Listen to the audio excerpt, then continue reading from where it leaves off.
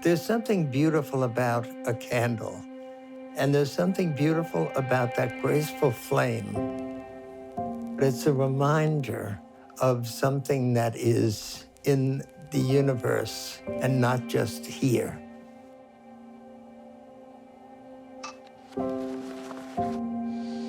If I were a candle, I'd want to be a slow burner with a big scent. Because I've lasted this long and I'm still smelling myself.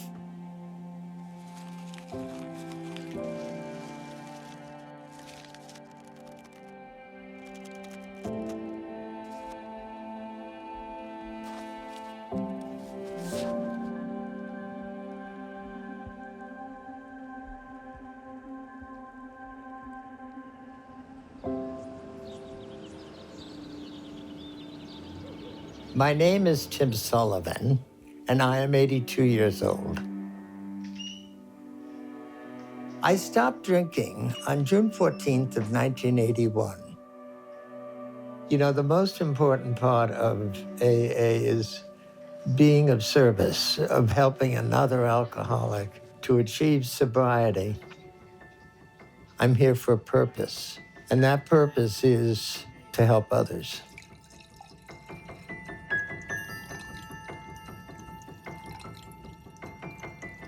69,000. That's how many people are homeless across LA County. We are seeing a 17% increase in the amount of tents, RVs, and homeless encampments. Overdoses remain the #1 cause of death among the county's homeless population. Workers say they don't feel safe because people are using drugs inside the coffee shops. Fentanyl-related deaths in LA County have increased nearly 14 times. People are being drugged, roofied. The number of homeless has gone up again. A state of emergency. Homeless capital of the United States. Spiraling out of control.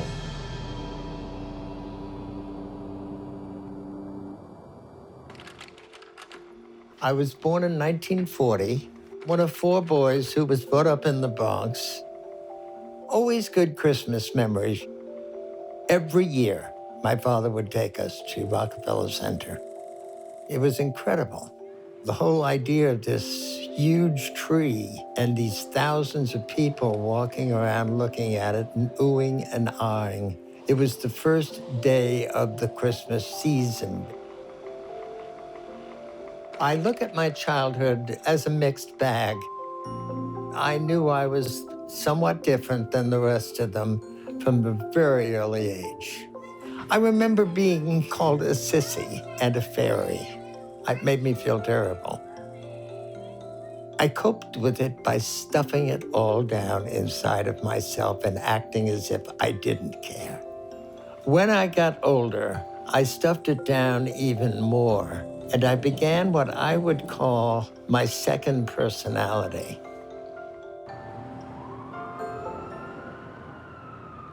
I went to college, then went into the Army for a year, and in no time I was working in advertising in New York.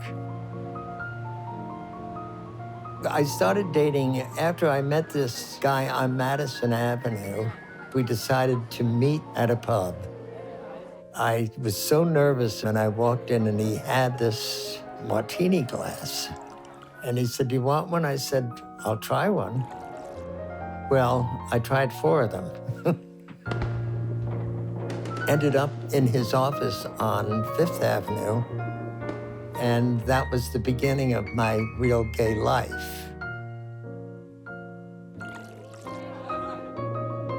The alcohol was always my prepper. For so long, I functioned with this vodka in me, but I knew that I couldn't stop.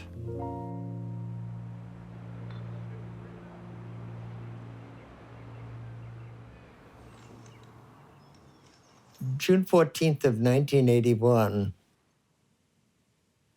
I woke up that morning in my apartment, and I looked at my window and I thought, that's funny, look at the way the window is. And then I noticed that there was a stool pushed up against that. And I know that somehow or another, I was ready to jump out the window. But for some reason, it didn't happen. And I still to this day think it was when I said, God help me, God said, get back in bed, stupid. That night, my elevator man rang up and said, there's someone here to see you. And it was this young guy I had met, and I brought him in and I said, can I get you a drink? And he said, no, I just came from an AA meeting. And I was at the freezer by that point, getting the vodka out. And I said, well, I won't have a drink either. And I never had another drink after that. Not drinking really had a big effect on my life. And I just realized that what I had been doing before that was just acting again, and I didn't want to act anymore. That second person, I didn't want to be that other person. I just wanted to be myself. I wanted a clean slate.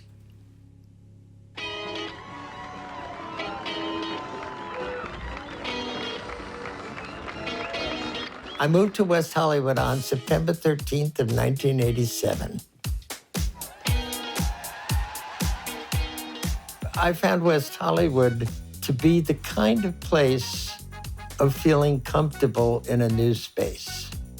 It reminded me of the West Village in New York, where gay people were just part of the scene.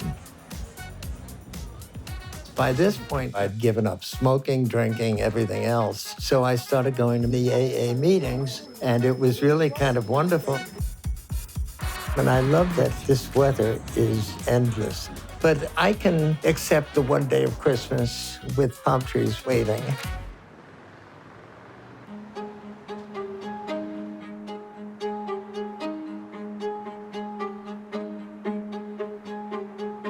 I was sponsoring someone who wanted to make candles for 1996 Christmas. So I said, oh, I'll help you.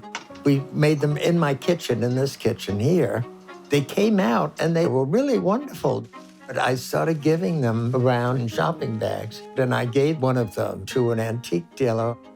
He had a very good client, and she said, let me have that shopping bag over there. And he said, oh, that's my friend's candle. So he gave her my name. And the next morning, the phone rang, and she wants to order 48 candles. I hadn't made more than 4 of them. And from there, other people started to call and say, I love that candle. Can I get some?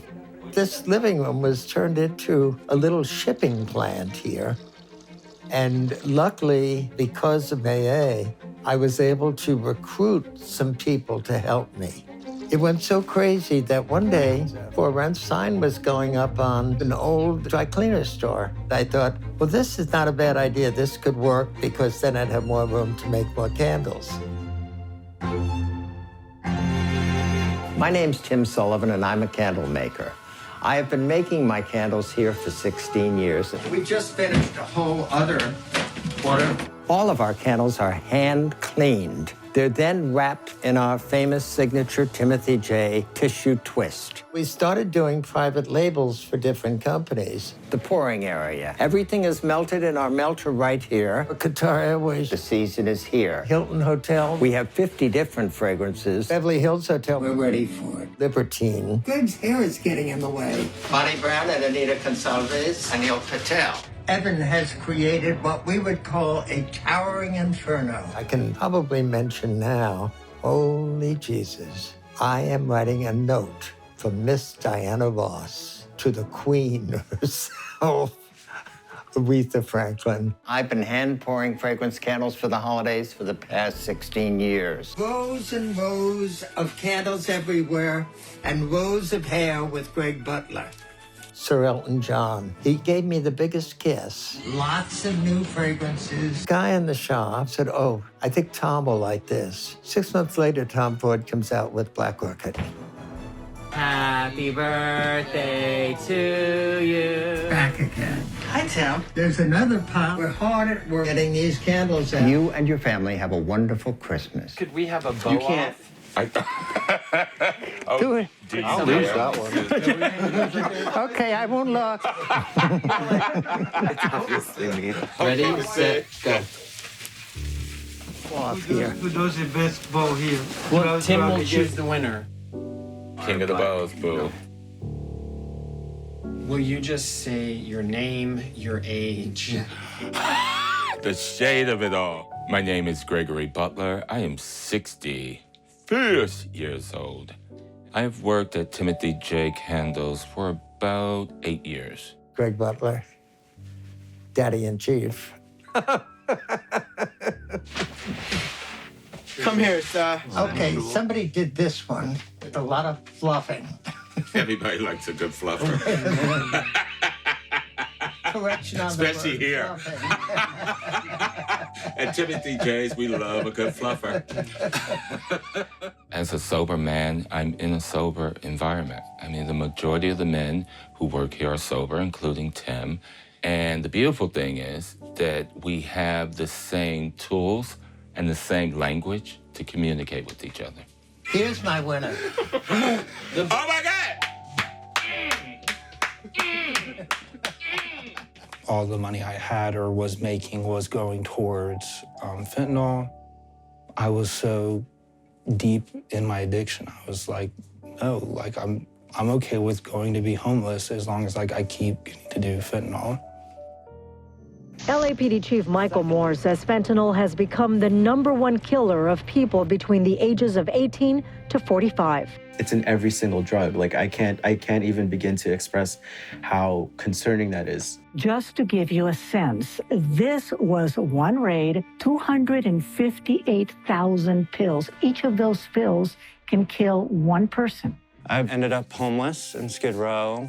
Not only did I feel invisible, I felt unwanted. LA County has almost 70,000 unhoused residents. I will not accept a homelessness crisis that afflicts more than 40,000 Angelenos and that takes the life of 5 people every day.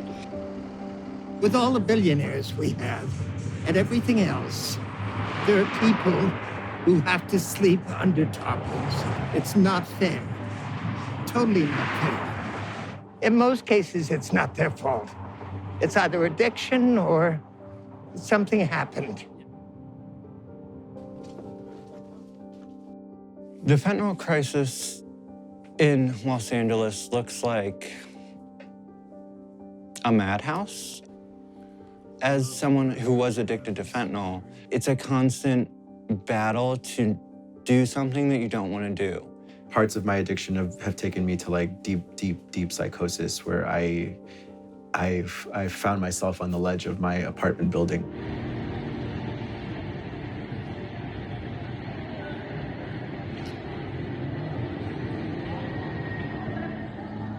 When I'm out using, I'm a monster because the world, unfortunately for me, feels like a war zone. When my addiction is full blown, you know, I have a complete disregard, not just for you, but for everybody. It's quite shameful what I do. I don't text you back, but I'm out doing my thing. Well, that's how I know you're out doing your thing. If you were doing fine, you'd text me right back. When I am sober, I just like to give back, and it's the best medicine for me. Guess what? What? The surprise I wanted to tell you. Yeah? And tomorrow I'll have 6 months. Oh, that's perfect. Seriously, I'll have 6 months. God. This time I'm like, I don't know how to describe it to you. Like I'm like swimming in a pool of like spiritual wellness. Swim to the deep end now, please. So you can't stand up. Yeah. And just keep swimming, because now is your chance. Just say, hey, wait a minute. Take charge of my own life. I'm a big boy. I can do this, and I have to do it. Otherwise, I don't know how many more chances I've got. I don't know how many I have either. And we don't want that to happen to you, because I love you a lot, and I don't want to get that phone call from someone else about you. I know. You know, after 42 years without a drink, I know one thing. I cannot believe the beauty that is lost with drugs and alcohol. And when I think of these people I have known in my 34 years, the list just goes on, and I want to stop it. One day at a time, right?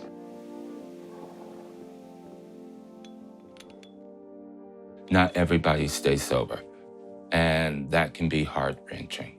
One day they will be here, bowing, packing candles, and then all of a sudden we don't hear from them. And then the next time we hear about them is that they have died. And with that news, we comfort each other, we're there for each other, and we keep doing the next indicated step, which is make pretty candles. Timothy J. Yes. Let me see if we can do it by next week. Hold on. By next week. My busiest month is December.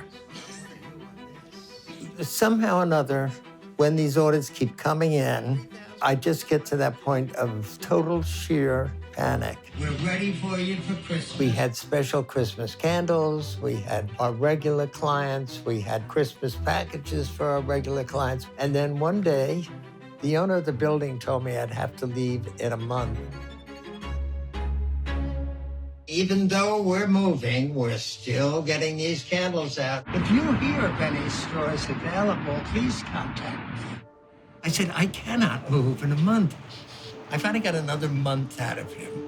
So I had 61 days to find a new location that I could also afford. I feel like they're my bones. And it kind of hurts me to see it. You go around to try to find somewhere to relocate the shop, and all of the leases are $5,000, $6,000, $8,000. We were gonna lease one place, but they wanted $18,000 just to move in. It's really very, very sad to see it.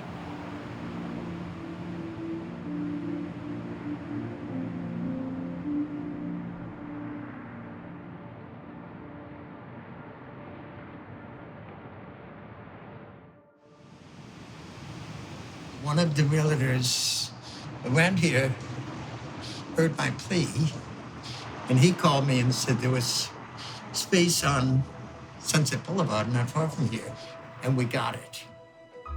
Welcome to Timothy J. on Sunset. Come on in and I'll show you around. Here is what is known as the main workroom. You know, everybody kind of pitched in, and we were able to move everything. And the orders are coming in, which makes it even better now, because now we'll have so much room we could play tennis.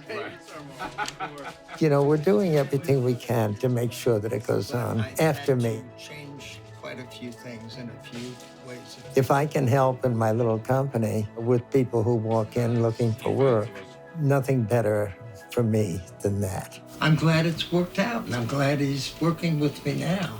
I think he keeps you on your toes. Daddy has brought sass. Someone has to. Hey, I know that's right.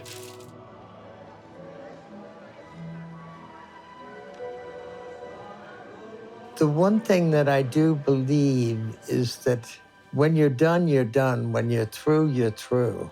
But what you need is someone who understands this and will help you to continue on. If I didn't take up on these zany suggestions, where would I be? I don't know. But since I just followed my heart, it worked out. And for that, I am so, so happy.